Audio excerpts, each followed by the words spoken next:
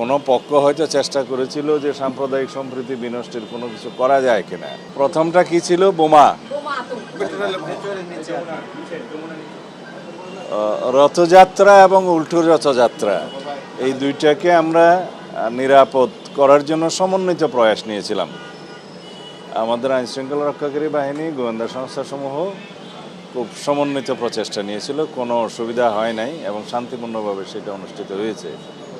তবে দুর্ভাগ্যজনকভাবে উল্টো রথযাত্রার দিনে কমলাপুরের ওইদিকে, মতিঝিলের ওইদিকে একটা মেট্রো রেলের পিলারের নিচে একটা বোমা সদৃশ্য জিনিস পাওয়া যায়, এটা ছাতার মধ্যে। সেটা আমাদের আনসারের দুইজন সদস্য এটা দেখার পরে পুলিশকে জানায়, পুলিশ এটা কর্ডন করে রাখে এবং এটা বোম ডিসপোজাল ইউনিট যে সেটা সরায় এবং পরে এটা বিস্ফোরিত করে।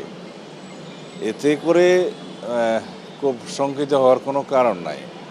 কোনো পক্ষ হয়তো চেষ্টা করেছিল যে সাম্প্রদায়িক সম্প্রীতি বিনষ্টের কোনো কিছু করা যায় কিনা, তারা হয়তো চেষ্টা করেছিল। আমরা সেটা সেভাবে দেখেছি এবং একটা তদন্ত পরিচালনা করছি আমরা, এর পিছনে কারা আছে ফাইন্ড আউট করার জন্য।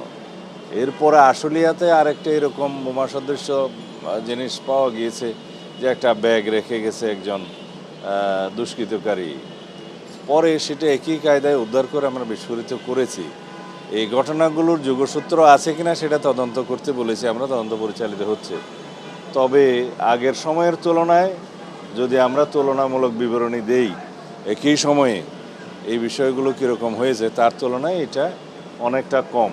তবে আমরা সবসময় সতর্ক আছি এবং আমাদের এই জাতীয় বিষয়গুলো যারা অ্যাড্রেস করে আর কি, এই আমাদের উগ্রবাদী তৎপরতা বা এই জাতীয় সাম্প্রদায়িক সম্প্রীতি বিনষ্ট করার যে সমস্ত তৎপরতা, এগুলো যারা মনিটর করে, আমাদের স্পেশাল টিম আছে, তারা এই ব্যাপারে সতর্ক আছে।